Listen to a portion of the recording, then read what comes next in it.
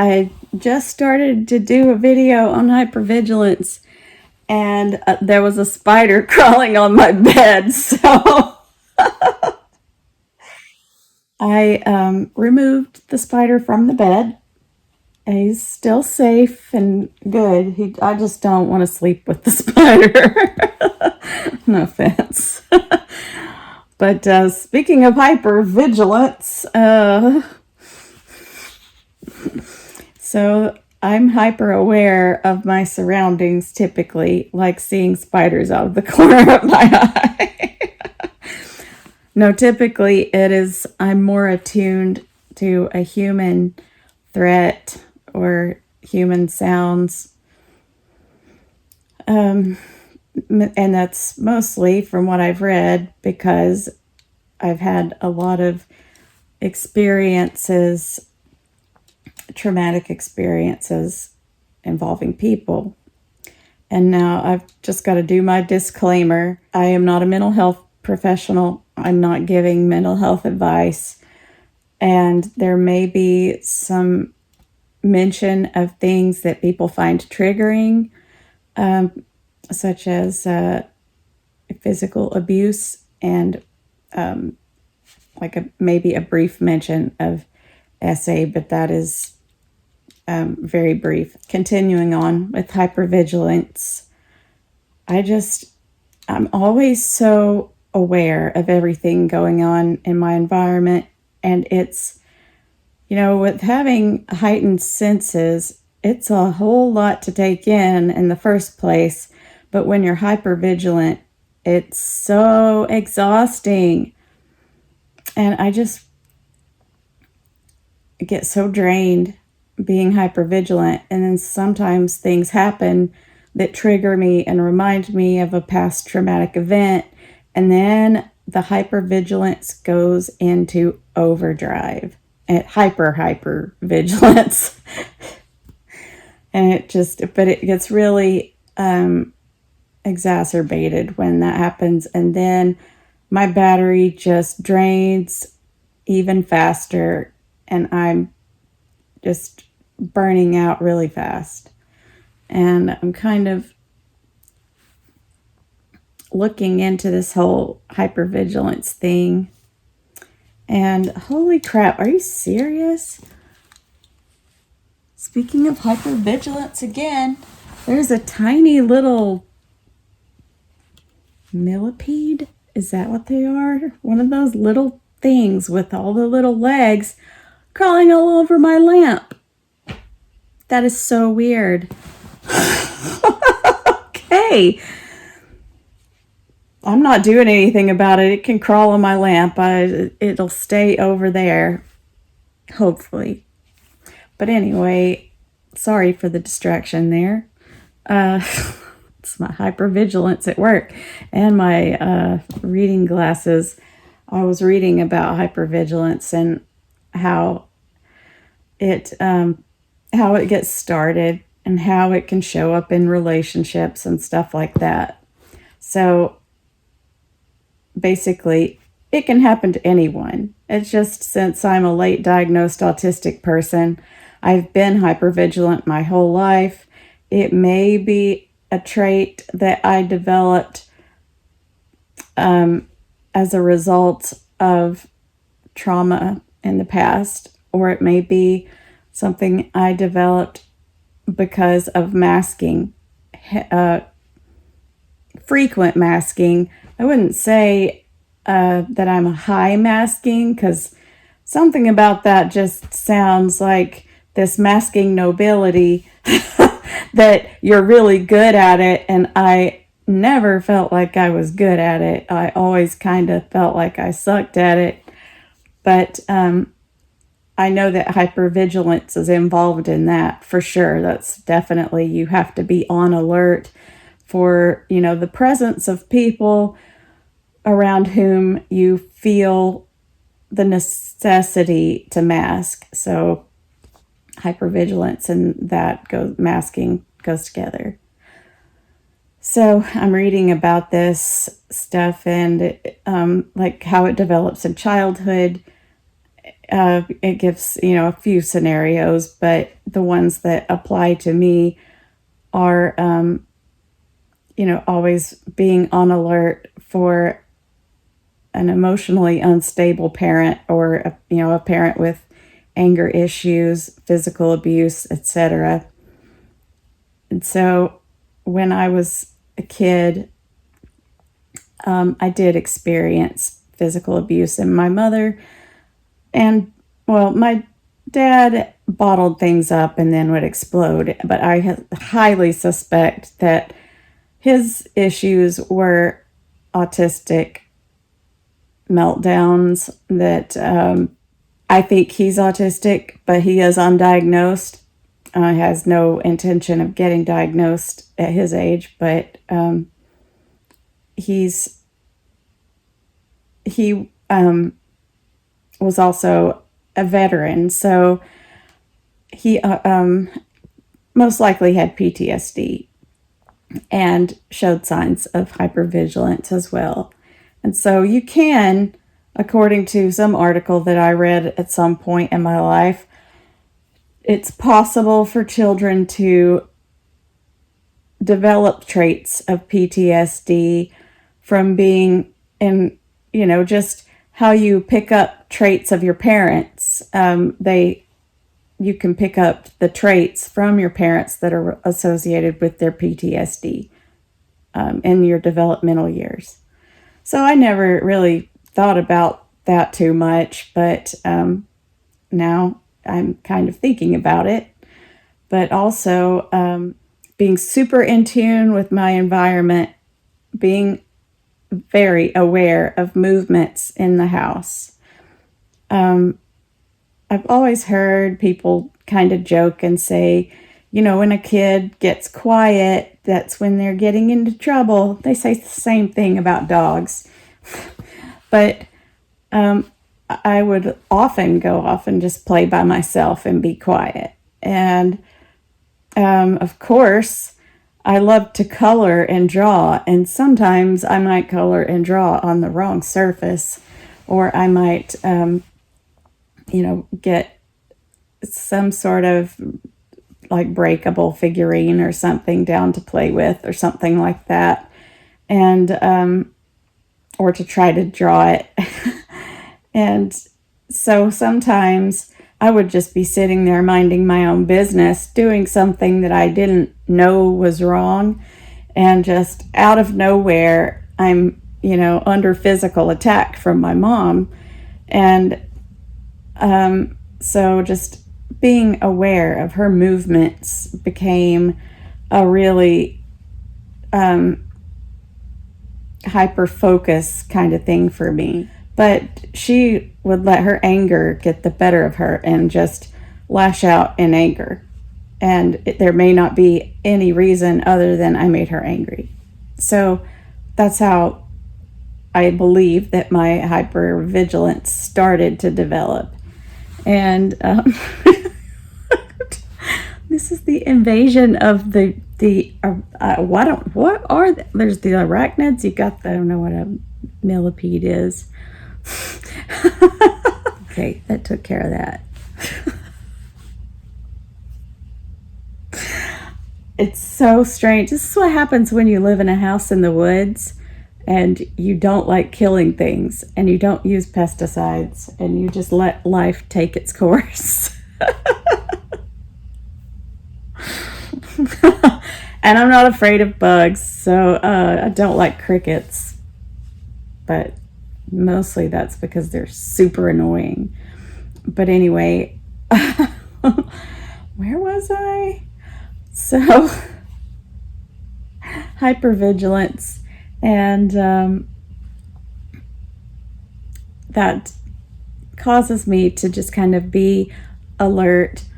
And then I, was experienced different things throughout my life that I could have theoretically developed PTSD from. But whenever I went in for my autism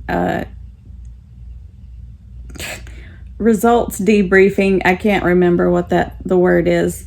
Anyway, when I went in and talked to my assessor, he told me that I didn't show any symptoms of PTSD, even though I had experienced things that could definitely cause that. And my childhood physical abuse and bullying in school. Then later on in life, I experienced SA, and I was in a couple of different natural disasters. Wildfires when I was in college. I went to college in Montana. I had to evacuate 1 year. And a tornado just recently this year. My boyfriend and I were in a tornado. But we were unharmed, and just watched the tornado from our safe spot. I was in a car accident when I was young, and I've had an ATV accident, had a rock climbing gym accident, things like that caused injury, but I wouldn't necessarily say were traumatic. But those are along the lines of questions that you're asked on the, when they're assessing you for PTSD. But none of those things, after all of that, I'm just like, nah, I'm good. And I'm not even on anything. Like, the only thing I'm on is Folgers half-calf coffee, 1 cup a morning, and the rest of the time, I might have 1 beer, and that about does it for me. Such a lightweight, but I'm, not on any medications currently, and I went off Wellbutrin this year with my doctor's guidance and tapered off. So I guess I'm okay as far as that goes. I just developed hypervigilance instead, and I will never sit, in like the middle of a crowded room. I always have to be on the edge of the crowd, no matter where it is, and have to have an exit strategy. And I really like to have my own getaway vehicle or whatever, a means of transportation to leave a place. And I'm always aware of where exits are, and just pay attention. If I'm like at the office, I pay attention to when people are walking down the hallway. If I'm sitting in a weird, goofy position, I straighten up and try to appear normal, quote unquote normal, so that I don't really draw too much attention to myself or whatever. But I pay attention to my surroundings. Like, that's part of my pattern recognition too, is also related to hypervigilance, because I'm always on the lookout for patterns in events and people, to see, make sure that nothing that's going on is anything that's going to repeat from my past. Like right after I got divorced, not right after I got divorced, the first person I dated after my divorce, this person had a degree in psychology, and I am quite sure he tried to use it to manipulate me. And he got very close very fast and was pressuring me about what I would consider a lockdown situation kind of relationship. And I wasn't looking for anything serious. I just had started considering the option of dating again after my divorce. And since he was really trying to progress really fast and find out lots of information about me, and he was basically data collecting, and something about it just was off to me. And so I was just not sure though if I was being paranoid or careful or what, but I tried to back off, and so he kind of doubled down and went to more aggressive tactics, and I completely ended it. I was traumatized from that. I had nightmares about it, and would just replay those events. I couldn't stop replaying it, even though like it was awful and I didn't want to think about it. And so I didn't date for several months after that either. And it really put that hypervigilance and pattern recognition and everything into overdrive. And whenever I started dating my current partner, I was I needed a date for Hamilton because my brother bought me tickets. And so I went online to get a date because I didn't have, none of my girlfriends live here, and not even within driving distance. So I just was like, okay, I'll find myself a date. And, but I wanted to make sure it was a good one. So I was extra observant for his over his profile and pictures and stuff, and met him ahead of time in a very public place and all of that. But just the experience that I'd had just kicked me into this really, it had made me just on teeter-tottering on the edge of hypervigilant and paranoid. And there is a difference. Hypervigilant, apparently you're assessing all possible threats that are, you're not like saying this definitely is a threat. You're just more alert to threats that could be possible. And paranoia is more like you have decided that something is a threat that actually isn't. So I was just trying to constantly assess for threats and coming up with a list of possible things and seeing patterns. And human behavior is so across, I know we talk, about the us and them thing, but we should focus on how much alike we are, because when it comes right down to it, we all have the same basic needs. It's food, water, shelter, sleep, air, space, time, and gravity. I always throw those in because we couldn't really exist without it. But, sunshine, the earth, very basic things that all humans need. And so there are going to be patterns throughout all of humanity and all of life on earth. We all are, dependent on the earth for our life. So there's just going to be some commonalities. But I was really just, let's say when the bad guy drank Dr. Pepper and I see another person drinking Dr. Pepper, and like that made that connection, and like, oh, they're like basically the same person because they drink Dr. Pepper. And that's an exaggeration. I really didn't think anything that exaggerated, but that's just an example. But I would see patterns and think, this is,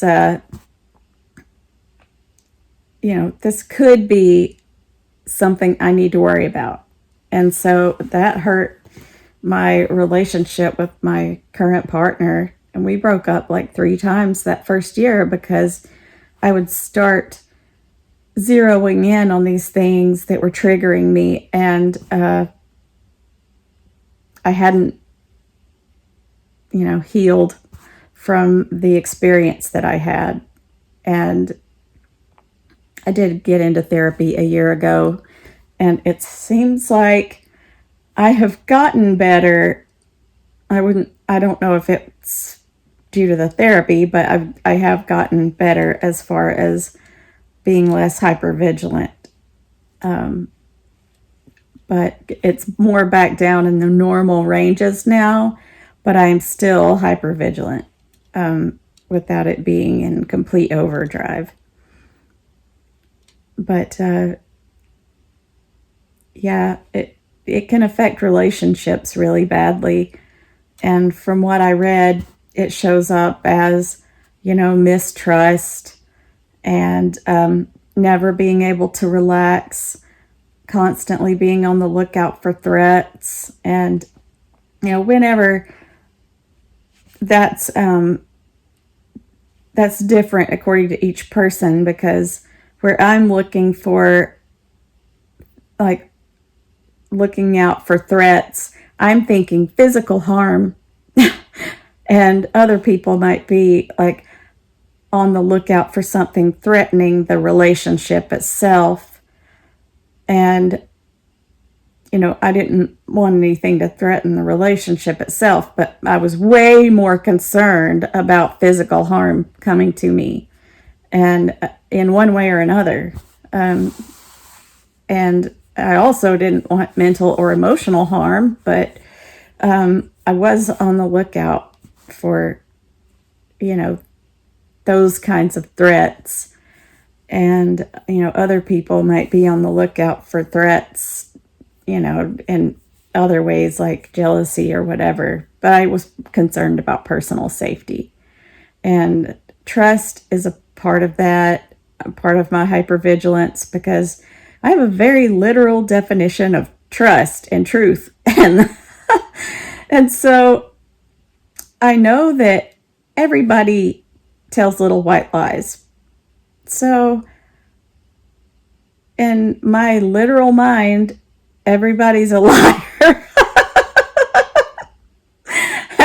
and no one is to be trusted 100%, because there's that 0.1%, of that person that says, when asked if how they're doing, and they say fine, they're really not fine, so they're lying. Things like that, just literal definition of truth, makes me a little, not extra mistrustful, but when someone is like, do you trust me completely? I'm like, no.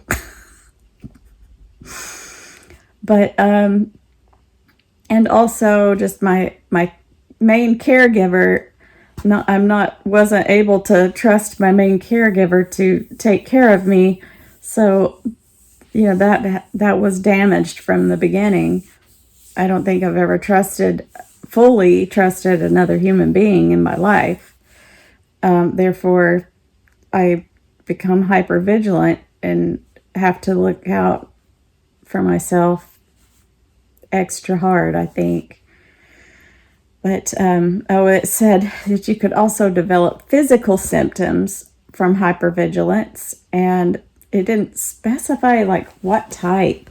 And I was thinking about it, and I thought, well, whenever I'm in a relationship, I do tend to get more migraines. But I kind of brushed that off as I'm in someone else's environment and not my own, where I can control things 100%. And so there's environmental stimuli that probably comes into play there with my migraines. And also not being able to control like temperature, because temperature and the blood vessels and all that it's kind of related. But yeah, I just stay hypervigilant in every way. And it can be draining though, and something can trigger me and send me into that hypervigilance overdrive, even if it's something simple, like, let's say a person shares the same name as a person that hurt me. And the person that hurt me a few years ago had an extremely common English name. And so, what am I going to do? Automatically assume that, say, 50% of the male English speaking population is a suspect? That's kind of how I feel, though. It's like, oh God, that's that person's name. And it kind of sucks because I have another friend named that I knew before this person. And after that, I was like, you have his name. I didn't feel differently towards my friend, but I had to start calling the other one by a nickname, and so that I could, not to associate that. But so it can be little things, though, that trigger me and make me think I'm in danger. And then start assessing all of the threats. And I don't feel that way anywhere except in like human populations and civilization. If I'm out in the middle of the woods, I don't think about all the potential threats. I usually consider my environment and think about, are there poisonous snakes possibly nearby? Is there poison oak or poison ivy that I need to be aware of? Those kinds of things. And I'm making sure I'm drinking water and things like that. But I'm not like, is there a bear? I'm usually not like, is there a human either? I'm just calm in the woods and in the wild. And I have so many instincts that are like wild animal instincts that whenever I'm in human civilization, I feel like a wild animal who's just been put there. And like when I'm in the hypervigilance overdrive thing, and I feel like anything is just going to make me dart away and run back to my house in the woods.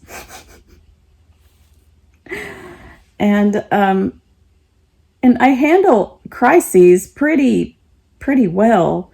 I don't panic during things. So it's potential threats, though, that kind of make me really agitated. When I'm by myself in the woods and everything, I can relax. But I just can't really relax around any humans. And I'm so skittish. It may not seem skittish on the video, but that's because I'm alone. Like all of my videos that I've made, I was all alone with not a person around. So you put one person in that scenario and I'm less relaxed. If it's my boyfriend, he's the person around whom I'm the most relaxed. And it's still not 100%, but I'm the most relaxed around him than anyone else. And then you start adding more people, and then I cannot relax. And I just have to be sort of on edge and aware of, my exit strategies and all of that stuff when it comes to multiple people. And,